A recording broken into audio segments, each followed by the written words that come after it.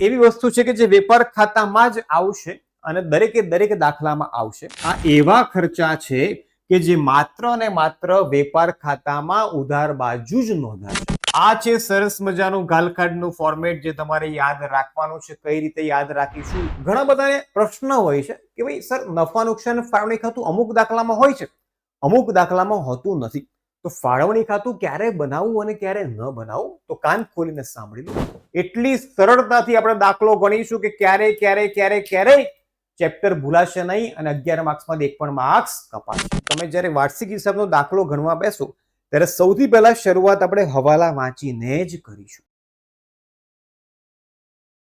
કેમ છો વિદ્યાર્થી મિત્રો? તમે બધા જ મજામાં હશો. ફરીથી એકવાર તમારી માટે અકાઉન્ટનું વેરી મોસ્ટ 11 માર્ક્સનું વેટેજ ધરાવતું ચેપ્ટર, એક જ મોટો દાખલો જેમાં ભલભલા વિદ્યાર્થીઓના પસીના છૂટી જતા હોય છે. એ વન શોટની અંદર એટલે કે એક જ લેક્ચરમાં આપણે સૌથી સરળ રીતે કવર કરવાના છીએ. એટલે કે ભાગીદારીના વાર્ષિક હિસાબો સેક્શન F ની અંદર 11 માર્ક્સનો એક જ દાખલો, ધુરંધર ક્વેશ્ચન, મોટો દાખલો જેમાં 4 પેજ ભરાઈ જાય. મહેનત કરી લઈએ જેમાં 1 કલાક 1.5 કલાક બગાડીએ તેમ છતાં આન્સર ન આવે એ વિદ્યાર્થીનો પણ આજે આન્સર આવવાનો છે આ વન શોટ અટેન્ડ કરીને.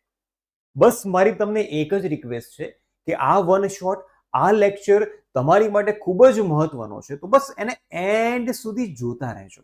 વચ્ચે આમ દોડાઈને ના જોતા. કઈ મૂવી નથી, બરાબર છે? તો ભણવું છે, શિક્ષા મેળવવી છે, પરફેક્ટ બનવું છે, તો લેક્ચર પણ પૂરો અને પરફેક્ટ એક્યુરસી સાથે અટેન્ડ કરવો પડશે. તો દીકરાઓ ચાલો શરૂઆત કરી દઈએ છીએ. હું છું પાર્થ પંડ્યા, ધુરંધર ઓફ અકાઉન્ટન્સી, અને આજે હું તમને વન શોટની અંદર શીખવાડવાનો છું સરસ મજાનું સૌથી મોટું અને અઘરું લાગતું ચેપ્ટર, એટલે કે ભાગીદારી પેઢીના વાર્ષિક હિસાબો. વિદ્યાર્થી મિત્રો, આજે આપણે કવર કરવાના છીએ સૌથી પહેલા વેપાર ખાતું એટલે કે વેપાર ખાતાનું ફોર્મેટ, ત્યાર પછી નફા નુકસાન ખાતાનું ફોર્મેટ, નફા નુકસાન ફાળવણી ખાતાનું ફોર્મેટ, મૂડી ખાતું આપણે દાખલામાં જ કવર કરીશું, અને પાકા સરવૈયાનું ફોર્મેટ.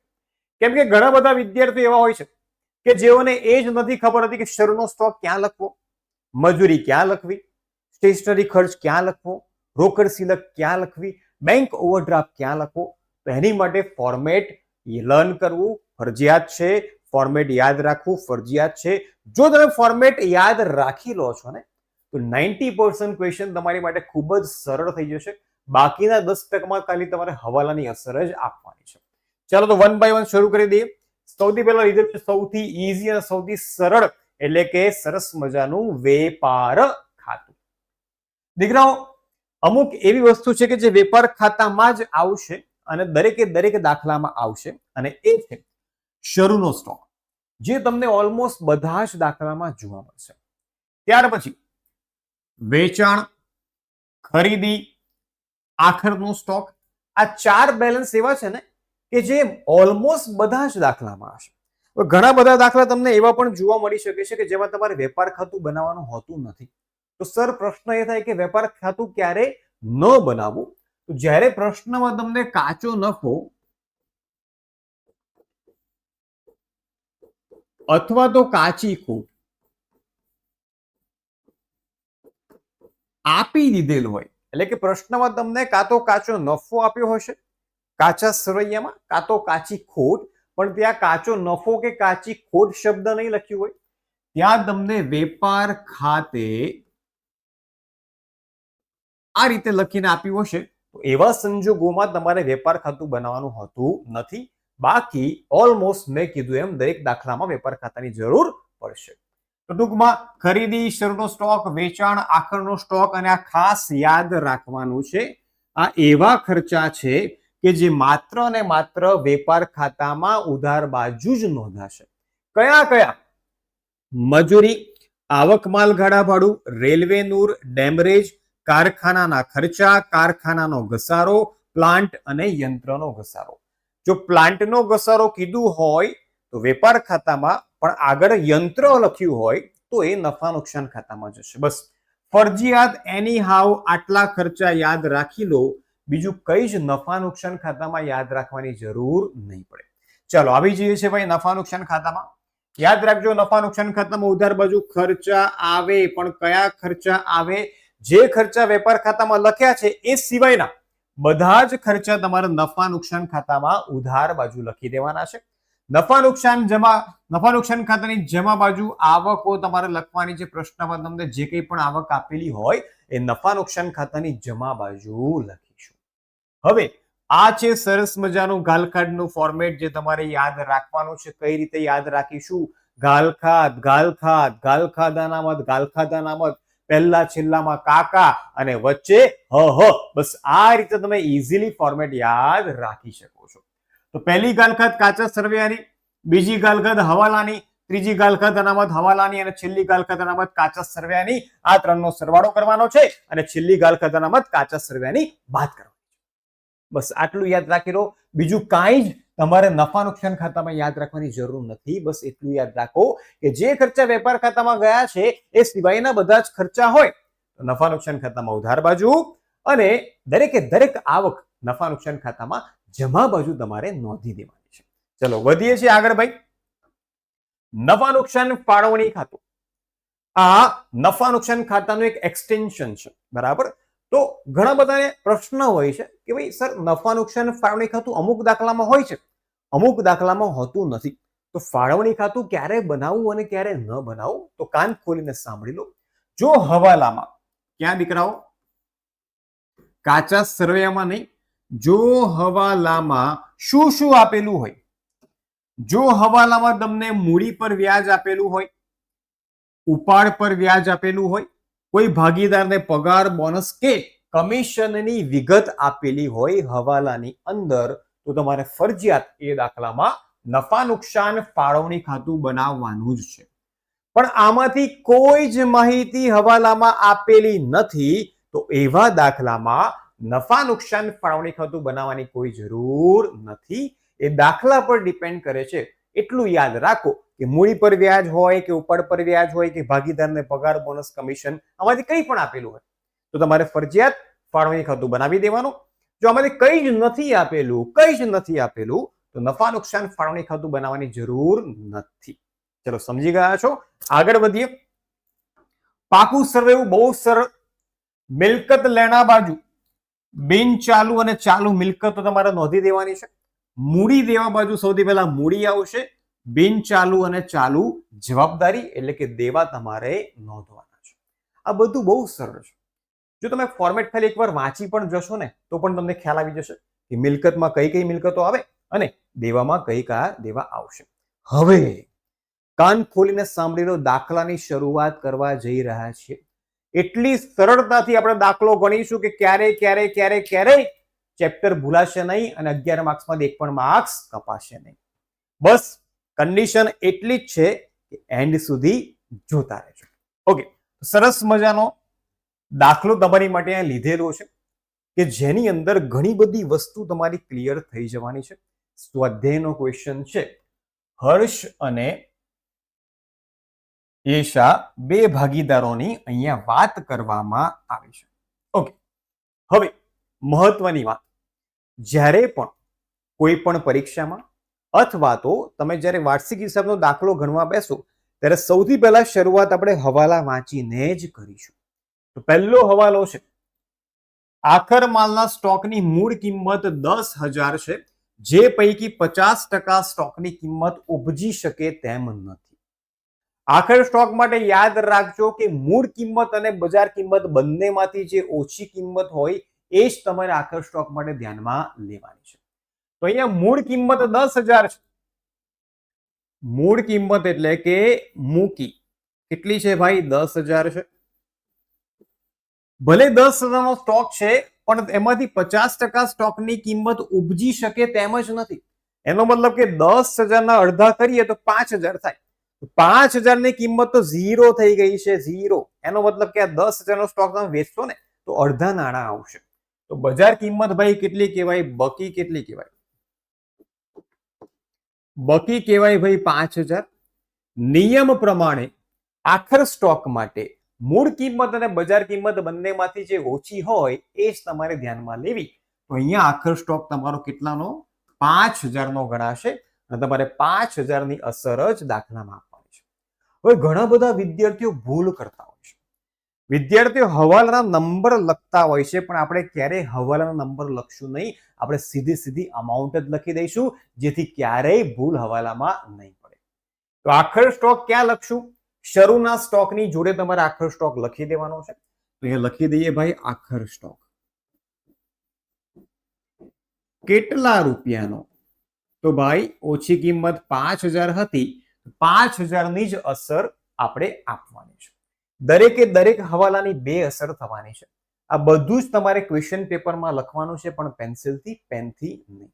ઓકે, ત્યારબાદ હવાલા નંબર 2, મકાન ખરીદીના કાનૂની ખર્ચા રૂપિયા 4000 કાનૂની ખર્ચમાં સમાયેલ છે. એટલે કે જ્યારે તમે મકાનની ખરીદી કરી હશે ત્યારે લીગલ એક્સપેન્સ થયો હશે 4000 રૂપિયાનો, જે બાય મિસ્ટેક તમે કાનૂની ખર્ચમાં ઉધારી દીધો છે. ખરેખર તમે ક્યારે મિલકતની ખરીદી કરો ને ત્યારે જેટલા પણ ખર્ચા થાય એ બધા મકાનની કિંમતમાં એટલે કે મિલકતની કિંમતમાં એડ થાય. પણ અહીંયા બાય મિસ્ટેક આપણે મકાનમાં એડ કરવાની જગ્યાએ કાનૂની ખર્ચમાં અલગ ખર્ચ બતાવીને ત્યાં લખ્યો છે. તો સિમ્પલ લોજિક છે, જ્યાં નતો લખવાનો ત્યાં લખાઈ ગયો છે, ત્યાંથી બાદ કરશું અને મકાનમાં પ્લસ કરશું. તો જુઓ અહીંયા કાનૂની ખર્ચ અહીંયા છે, તો અહીંયાથી તમારે જે ખોટી નોંધ થઈ છે આપણે બાદ કરી દઈશું. તો 4000 માઇનસ કરી દીધા અને મકાનમાં 4000 પ્લસ કરી દીધા. તો મકાન ખરેખર 46000 નું નહીં, હવે કેટલાનું બની જશે ભાઈ? 50000 નું થઈ જશે. બરાબર. તો આપણી ભૂલ હતી જે આપણે સુધારી દીધી છે. આને કહેવાય ભૂલ સુધારણા. બરાબર ને ભાઈ? Okay, next. દેવાદાર પર 5% ગાલખાદ અનામતની જોગવાઈ કરવાની છે. આ તમને હવાલામાં આપ્યું છે ભાઈ. બરાબર. તો આ કહેવાય ગાલખાદ અનામત હવાલાની. હવે જુઓ, દેવાદારો શબ્દ તમને ડાયરેક્ટ આપેલો નથી, એની જગ્યાએ લેણું અને દેવું શબ્દ આપેલ છે.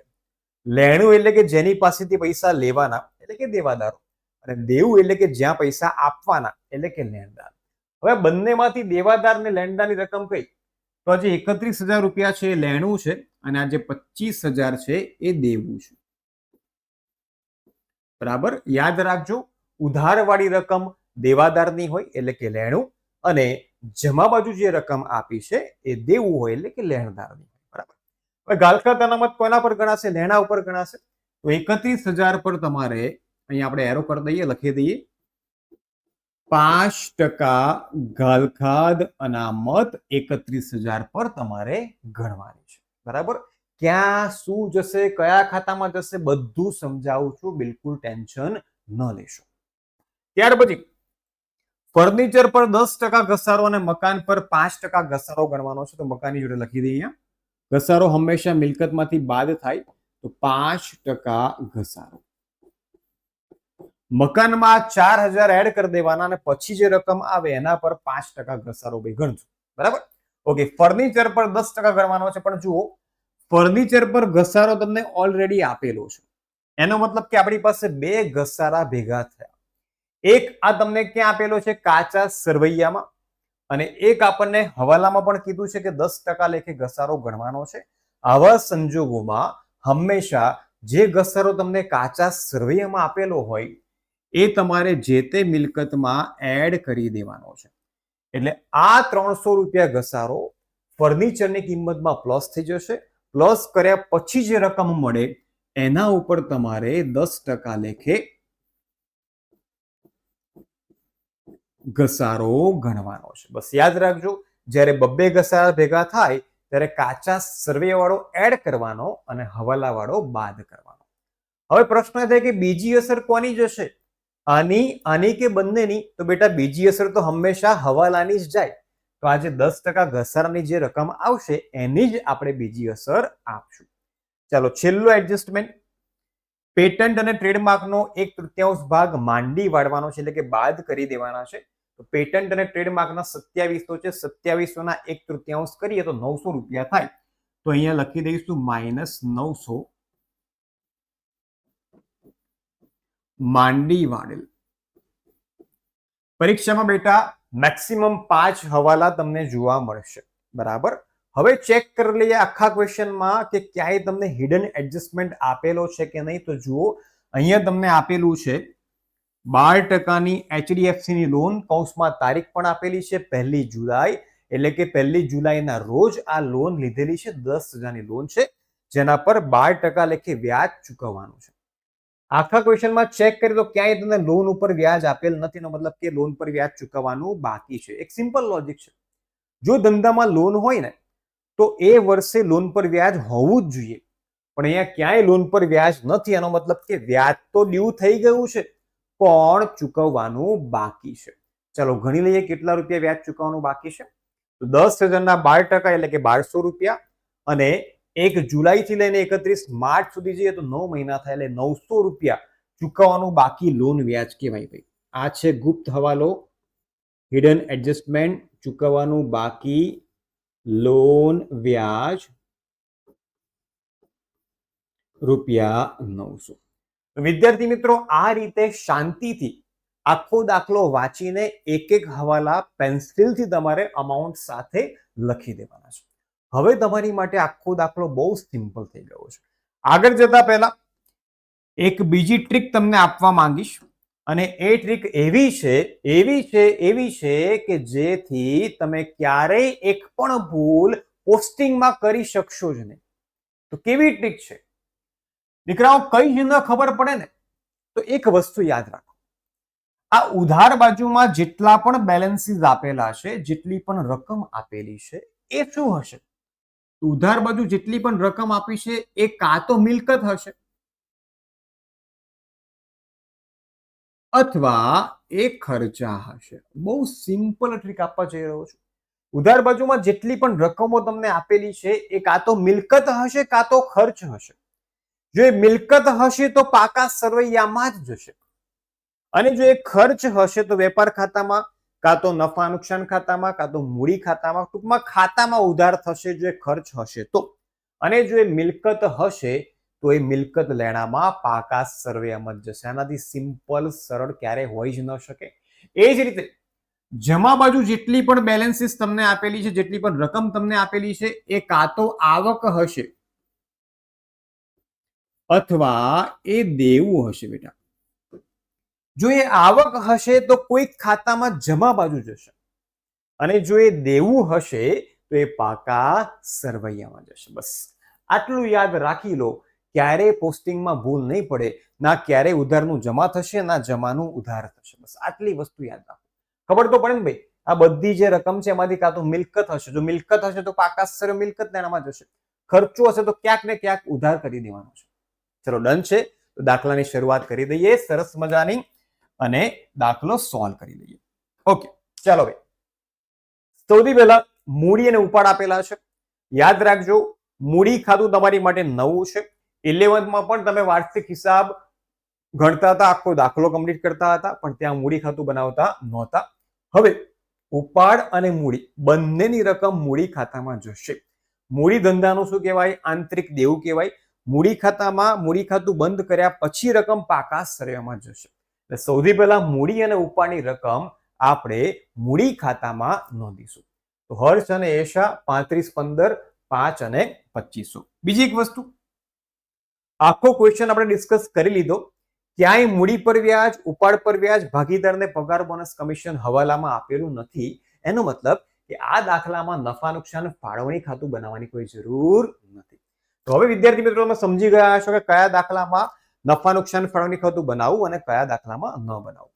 ચાલો તો મૂડી અને ઉપાડની અસર આપણે મૂડી ખાતામાં આપી દઈએ. તો બાકી આગળ લાવ્યા.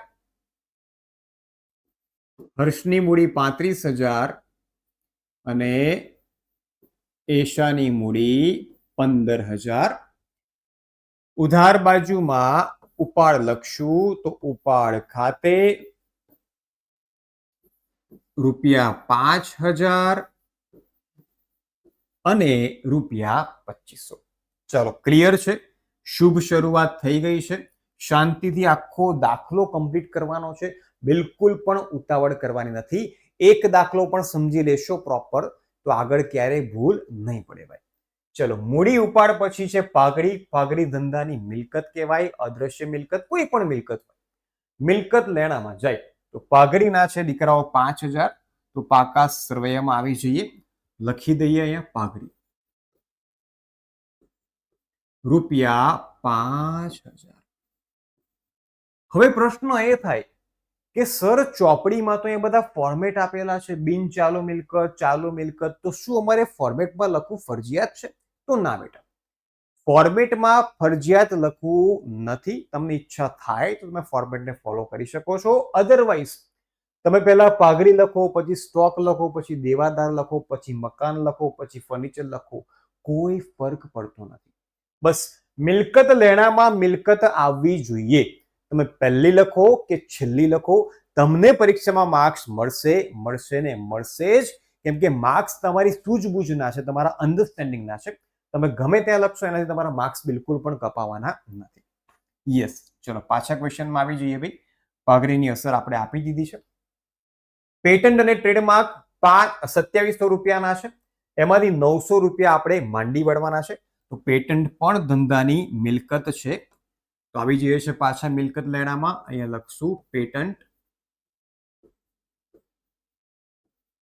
અને ટ્રેડમાર્ક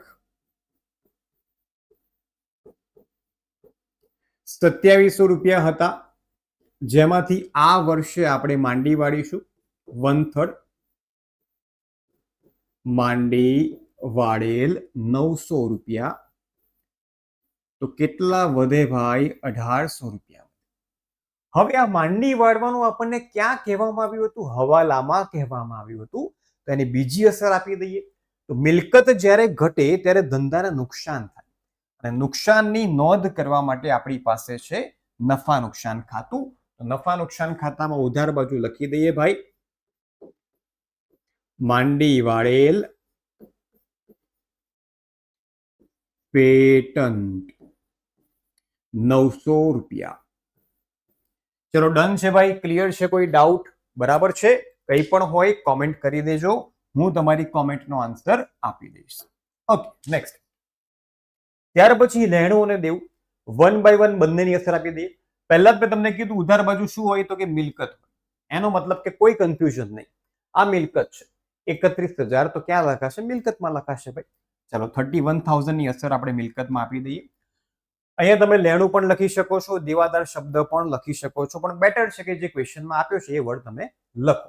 લખી દઈએ ભાઈ લેણું 31,000. આ 31,000 પર તમારે 5% ગાલખાદ અનામતની જોગવાઈ કરવાની છે, જે હવાલામાં આપેલ હતી. ઓકે, 31,000 ના 5% કરી દઈએ કેલ્ક્યુલેટરની મદદથી. 1550 બહારના ખાનામાં 29,450.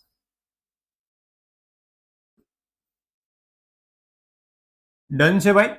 ચલો 5% ગાલખાદ અનામતની ગણતરી થઈ ગઈ છે. ઘણા બધા વિદ્યાર્થીઓ અહીંયા તો સાચું કરશે, પણ બીજી અસર આપવાનું ઉતાવળમાં ભૂલી જાય છે, તો એ ભૂલ ન થવી જોઈએ.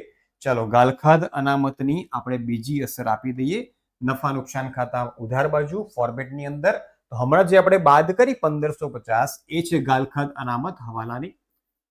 લખી દઈએ છે 1550. ગાલખાદ હવાલામાં તો તમને આપેલી જ નથી, તો અહીંયા ડેશ આવી જશે. આ બંને રકમ આપણે શોધવાની છે. ક્યાંથી શોધવાની છે? કાચા સરવૈયામાંથી. ચાલો શોધી લઈએ.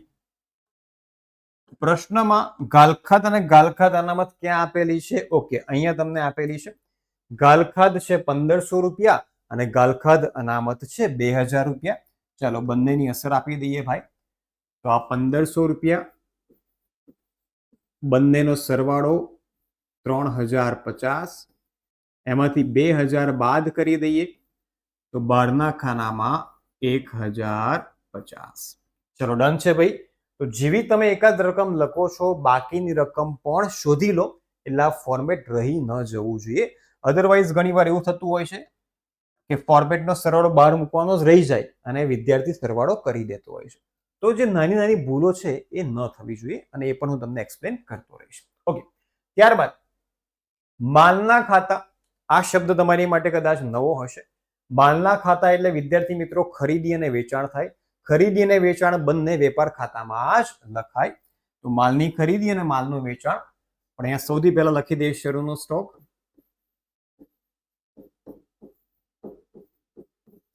ઓકે, ત્યાર પછી ખરીદી અંદરના ખાનામાં 40,000, કેમ કે ખરીદીમાંથી ઓલવેઝ ખરીદ પરત બાદ થાય. ખરીદ પરત અહીંયા માઇનસ કરવામાં આવશે. કેટલું છે હમણાં આપણે ચેક કરી લઈએ છીએ, જોઈ લઈએ છીએ. સામેની બાજુ વેચાણની રકમ છે 89,250 માઇનસ વેચાણ પરત. ચલો બંને અમાઉન્ટ આપણે શોધી લઈએ. કાચા સ્તરમાં તમને આપેલી હશે. ઓકે, આવી રહ્યું. માલ પરત ખાતા. યાદ રાખજો, ખરીદી હંમેશા ઉધાર બાજુ હોય, પણ ખરીદ પરત ઓપોઝિટ એટલે કે જમામાંથી તમને મળશે. વેચાણ જમા હોય તો વેચાણ પરત તમને ઓપોઝિટ એટલે કે ઉધાર બાજુથી મળશે. અહીંયા વેચાણ પરત 7,500 અને ખરીદી 5,000 કહેવાય. ખરીદ પરત 5,000 લખી દઈએ. 5,000 35,000 નેટ પરચેસ અને 89,250 માંથી વેચાણ પરત છે 7,500, જે આપણે બાદ કરી દઈએ ભાઈ. 81,750.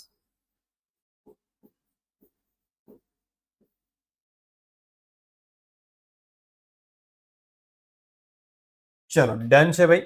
ક્વેશ્ચનમાં પાછા આવી જઈએ તો વેચાણ પરત, ખરીદ પરત, ખરીદી, વેચાણ બધી અસર અપાઈ ગઈ છે. આગળ જઈએ યંત્રો. યંત્રો એટલે ધંધાની મિલકત. પહેલા જ કીધું કોઈ પણ મિલકત હોય મિલકત લેણામાં જ લખાય ભાઈ. તો યંત્રોના છે દીકરાઓ 15,000 રૂપિયા. તો પાકા શ્રેયમાં નોંધ કરીશું યંત્રો. યંત્રો પર કોઈ પણ પ્રકારનો હવાલો નથી, એટલા માટે રકમ સીધી બહારના ખાતામાં. ચલો પાછા ક્વેશ્ચનમાં જોઈએ કે આગળ શું છે. ત્યાર પછી છે શરૂનો સ્ટોક, જે છે 6,000 રૂપિયા અને આખરનો સ્ટોક છે 5,000. તો બંનેની અસર આપી દઈએ. શરૂનો સ્ટોક 6,000, વેપાર ખાતામાં ઉધાર બાજુ, અને આખર સ્ટોક રૂપિયા 5,000. હવે યાદ રાખજો, આખર સ્ટોકની હંમેશા બે અસર આવે. ક્યારે? જ્યારે હવાલામાં હોય ત્યારે. પહેલી અસર વેપાર ખાતામાં જમા બાજુ, બીજી અસર પાકા સરવૈયામાં. તો અહીંયા પણ લખી દઈએ ભાઈ, આખર સ્ટોક રૂપિયા 5,000. ચલો નેક્સ્ટ, એકદમ શાંતિથી એક્યુરસી સાથે દાખલો પૂરો કરવાનો છે. ફર્નિચર 3,000 છે, જેમાં ફર્નિચરનો ઘસારો કાચા સરવૈયાનો એડ કરી દઈશું. પછી જે રકમ આવે એના પર તમારે 10% લેખે ઘસારો ગણવાનો છે. ફર્નિચર ધંધાની મિલકત છે, તો મિલકત લેણા બાજુ, ફર્નિચરના રૂપિયા 3,000 પ્લસ ઘસારો. કયો ઘસારો? જે તમને કાચા શ્રેયમાં આપેલો હતો. 300 એડ એટલે કે 3300 માઇનસ 10% ઘસારો. કયો? તો કે જે હવાલામાં આપેલો હતો 330. 3300 માઇનસ 10% 2970 બહારના ખાનામાં. હવે ઘસારાની બીજી અસર માત્ર જે હવાલાવાળો ઘસારો છે 330, એની જ બીજી અસર આપણે આપશું નફા નુકસાન ખાતામાં. તો 330 નફા નુકસાન ખાતામાં ઉધાર બાજુ, ફર્નિચરનો ઘસારો. કેટલું સિમ્પલ છે ભાઈ. શાંતિથી જોશો, શાંતિથી દાખલો ગણશો, એક એક વસ્તુને સમજશો તો ક્યારેય ભૂલ પડવાની નથી. ઓકે, ત્યારબાદ સ્ટેશનરી. ઓકે, ત્યારબાદ મજૂરી. માલ પરત ખાતાની અસર આપણે ઓલરેડી આપી દીધી છે. મજૂરી 4,000 રૂપિયા, જે વેપાર ખાતામાં ઉધાર બાજુ નોંધવામાં આવશે. તો મજૂરી નોંધી દઈએ ભાઈ, રૂપિયા 4,000. અરે વાહ. ચલો ત્યારબાદ ફર્નિચરનો ઘસારો અસર આપી દીધી છે. સ્ટેશનરી અને છપામણી 1550. વેપાર ખાતા સિવાયના જેટલા પણ ખર્ચા હોય એ નફા નુકસાન ખાતે જાય. તો સ્ટેશનરી અને છપામણી 1550 રૂપિયા. ચલો આગળ જઈએ ભાઈ. સ્ટેશનરી છપામણી પછી મકાન છે. મકાનમાં સૌથી પહેલા કાનૂની ખર્ચના 4000 એડ કરવાના છે. પછી જે રકમ મળે છે એના ઉપર તમારે 5% લેખે ઘસારો ગણવાનો છે. તો ભાઈ આવી જઈએ છે પાકા સરવૈયામાં. અંદરના ખાનામાં મકાન ₹46,000 પ્લસ મકાનનો જે કાનૂની ખર્ચ હતો એ એડ કરી દઈશું 4000. એટલે મકાન થઈ જશે કુલ ₹50,000 નું. હવે એના ઉપર ઘસારો ગણશું તો -5% ઘસારો એટલે કે 2500. 12ના ખાનામાં 47,500. દરેક ઘસારાની બે અસર ભાઈ આવે. તો એ રીતે મકાનના ઘસારાની પણ બીજી અસર આપી દઈએ. નફા નુકસાન ખાતામાં ઉધાર બાજુ મકાનનો ઘસારો કેટલો? તો કે 2500. ચલો ડન છે બોસ. આગળ વધીએ છે. ત્યાર પછી કાનૂની ખર્ચ જે કુલ 6500 ના છે પણ એમાંથી 4000 તો મકાનના હતા. તો એ આપણે બાદ કરી દઈશું. તો એક અસર અહીંયા આવી અને બીજી અસર અહીંયા. તો કાનૂની ખર્ચ નફા નુકસાન ખાતામાં ઉધાર બાજુ અંદરના ખાનામાં. કાનૂની ખર્ચ ₹6500 માઇનસ ખોટી નોંધ. કેટલા રૂપિયાની? 4000ની. શેના હતા? તો મકાનના હતા. ભૂલથી નોંધાઈ ગયા હતા. તો 12ના ખાનામાં કેટલા ભાઈ? 2500. તો આ રીતે દરેક હવાલાની બે અસર તમારે આપવાની છે. એની હાઉ જો એ ભૂલાઈ જશે તો ક્યારેય પાકા સરવાળાનો સરવાળો મેચ નહીં થાય ભાઈ. ચલો વધીએ છે આગળ. ત્યારબાદ રોકડ સિલક. રોકડ સિલક 300 રૂપિયા છે. રોકડ ધંધાની મિલકત કહેવાય. તો પાકા શ્રેયમાં નોંધ કરી દઈએ ભાઈ. રોકડ સિલક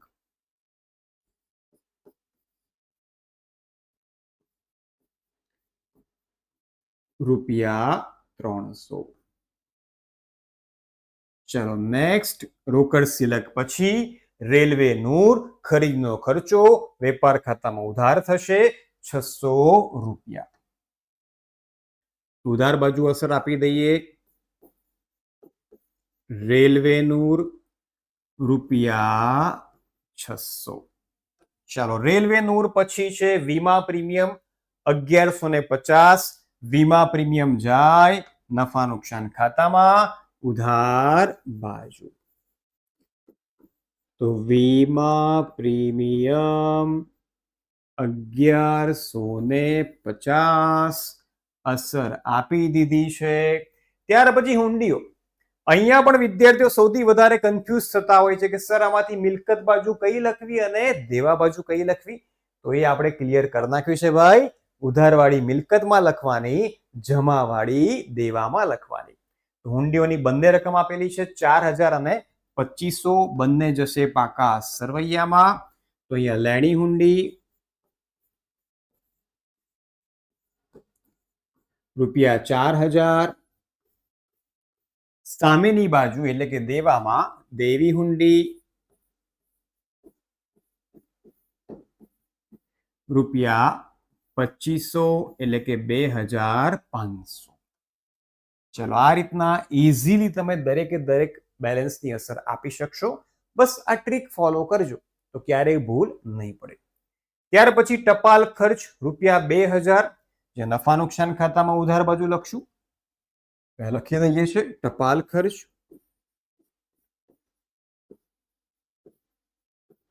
₹2000. બસ એટલું જ યાદ રાખજો કે જે ખર્ચા વેપાર ખાતામાં ઉધાર થતા હોય એ નફા નુકસાનમાં ન આવવા જોઈએ. ઓકે, ગાલખાત અને ગાલખાત અનામત ઓલરેડી અસર આપણે આપી દીધી છે. વટાવ બંને બાજુ આપેલો છે, એક ખર્ચ છે અને એક આવક છે. ઉધારવાળો ઉધારમાં, જમાવાળો જમામાં. તો 750 અને 1500 બંને નફા નુકસાન ખાતામાં. અહીંયા કહેવાય ખર્ચો એટલે કે આપેલ વટાવ, જેની રકમ છે 750. જમા બાજુ લખશું મળેલ વટાવ, જેની રકમ છે વિદ્યાર્થી મિત્રો ₹1500. ત્યાર પછી હાથ પર સ્ટેમ્પ અને ગાલખાત પરત. હાથ પર સ્ટેમ્પ એટલે ધંધાની મિલકત કહેવાય, સ્ટેમ્પ એટલે પેલી ટિકિટ્સ, અને ગાલખાત પરત ધંધાની આવક કહેવાય. આવક જશે નફા નુકસાન ખાતામાં જમા બાજુ અને ₹150 સ્ટેમ્પ જશે મિલકત લેણા બાજુ. સૌથી પહેલા આવક નોંધી લઈએ 1250. ભૂતકાળમાં માંડી વાળેલી ગાલખાત પરત આવે એને કહેવાય ગાલખાત પરત. 1250 અને હાથ પર સ્ટેમ્પ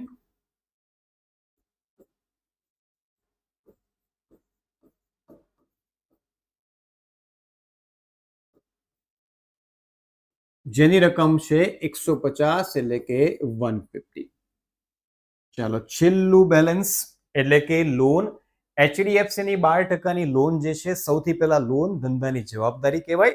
તો પહેલા લોનની અસર આપી દો, પછી આપણે હવાલાની અસર આપશું. લોન એટલે દેવું, ત્યાં લખી દઈએ 12% HDFC ની લોન. કેટલા રૂપિયા? 10,000. હવે હવાલાની અંદર હતું કે લોન પર ચૂકવવાનું બાકી વ્યાજ 9 મહિનાનું લોન 9 મહિનાનું વ્યાજ 12% લેખે બાકી છે, જે આપણે ગણી નાખ્યું છે અને ₹900 છે. તો એની પણ બે અસર. પહેલી અસર ચૂકવવાનું બાકી એટલે કે દેવું કહેવાય. લોનની નીચે જ લખી દેવાનું ભાઈ, ચૂકવવાનું બાકી લોન વ્યાજ. કેટલા રૂપિયા? ₹900. બીજી અસર નફા નુકસાન ખાતામાં, કેમ કે આ ખર્ચ છે. ચૂકવવાનું બાકી લોન વ્યાજ ₹900. પતી ગયું ભાઈ. જો કેટલી સરળ રીતે આપણે આખો ક્વેશ્ચન સોલ્વ કરી નાખ્યો છે. હવે ક્વેશ્ચનમાં કાંઈ જ બાકી રહેતું નથી. હવે માત્ર ને માત્ર ફટાફટ આપણે સરવાળો કરી દઈએ. સૌથી પહેલા વેપાર ખાતું બંધ કરીશું. વેપાર ખાતામાંથી નફો કે નુકસાન સુધી લઈએ અને આગળના ખાતે મોકલીએ. વેપાર ખાતામાં જમા બાજુનો સરવાળો વધારે થાય એવું લાગી રહ્યું છે. 81,750 વત્તા 5,000 બરાબર 86,750. અહીંયા પણ 86,750. ઉધાર બાજુની બધી રકમ બાદ કરતા જઈએ તો -6,000, -35,000, -4,600. તો નફો મળે છે 41,150. વિદ્યાર્થી મિત્રો, આ છે કાચો નફો. આ કાચો નફો ક્યાં જાય? તો આ કાચો નફો આગળના ખાતામાં એટલે કે નફા નુકસાન ખાતામાં જાય. કઈ બાજુ જાય? તો જમા બાજુ જાય. તો એ લખી દઈએ ભાઈ, કાચો નફો ₹41,150. ઓકે, ચાલો સરવાળો કન્ટિન્યુ રાખીએ. 41,150 વત્તા 1500 વત્તા 125. ઓકે, 1250 છે ગાલખાત અનામત. ઓકે, 1250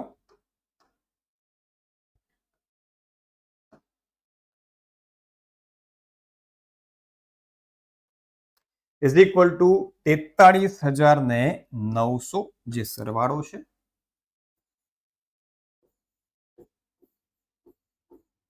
અહીંયા પણ લખી દઈશું 43,900. ઉધાર બાજુની બધી રકમ બાદ કરી દઈએ તો -1,050 900, 330, 1550, 2500, ફરી 2500, 1150, 2750 અને છેલ્લે 900. તો અહીંયા નફો આવે છે 30,270. હવે આ દાખલામાં આપણે નફા નુકસાન ફાળવણી ખાતું બનાવ્યું નથી, તો અહીંયાથી જ આપણે બે ભાગીદારો વચ્ચે નફાની વહેંચણી કરી દઈએ. ત્યાં લખી દઈશું સામે મૂડી ખાતે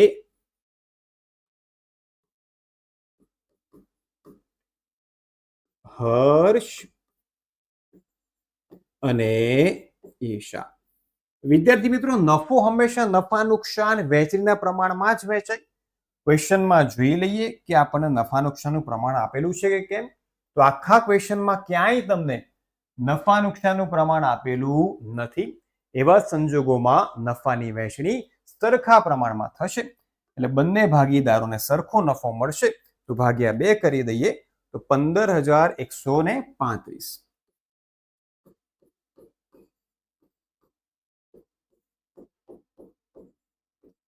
સર હવે આ નફો ક્યાં જશે? તો બેટા મૂડી ખાતે જશે. મૂડી ખાતામાં જમા બાજુ લખી દઈએ છે અહીંયા ચોખ્ખો નફો પણ તમે લખી શકો છો, અથવા વહેંચણી પાત્ર નફો પણ તમે લખી શકો છો. તો 15,135.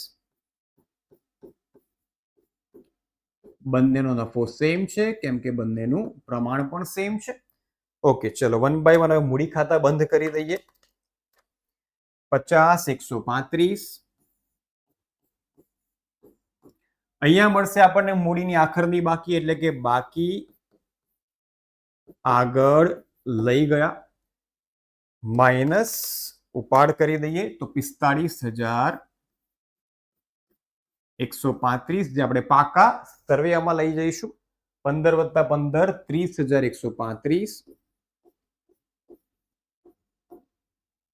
30,135 માંથી 2500 રૂપિયા બાદ કરી દઈએ તો 27,635. હવે આ રકમ લઈ જઈશું આપણે નેક્સ્ટ પાકા સરવૈયામાં. તો બંનેની આખરની મૂડી મળી ગઈ છે, 45,135 અને 27,635. તો લખી દઈએ છે પાકા સરવૈયામાં 45,135 અને 27,635. ચાલો કુલ સરવાળો કરી દઈએ ભાઈ. 45,135 વત્તા 27,635 બરાબર 72,770. હવે ગ્રાન્ડ ટોટલ પાકા શ્રેણીમાં બંને બાજુનો સરવાળો સરખો આવવો જોઈએ ભાઈ, ત્યારે તમારો દાખલો સાચો કહેવાય. Is equal to 1,11,170. ચાલો મિલકત બાજુ પણ ચેક કરી લઈએ. 6,800 વત્તા 29,450 વત્તા 15 ને 5 20,000 2970 47,500 વત્તા 4 44,50 બરાબર ઓકે 1,11,170. વિદ્યાર્થી મિત્રો, બંને બાજુનો સરવાળો પણ સરખો આવી ગયો છે અને આખો ક્વેશ્ચન આપણે એકદમ સરળતાથી કમ્પ્લીટ કરી દીધો છે. તો જો આ રીતે એક્યુરસી સાથે તમે દરેકે દરેક દાખલા ગણશો તો બોર્ડની પરીક્ષા હોય કે સ્કૂલની પરીક્ષા હોય, ગમે ત્યારે તમે દાખલો ગણશો ત્યારે તમારા પાકા સરવાળાનો સરવાળો મેચ થશે ને થશે. તો ફરી મળીશું આપણે કોઈ નવા ચેપ્ટર સાથે. ત્યાં સુધી આવજો અને પ્રેક્ટિસ કરતા રહેજો. સર આ વન શોટની નોટ્સ ક્યાં મળશે? તો દીકરાઓ વન શોટની નોટ્સ તમને અહીંયા મળી જવાની છે.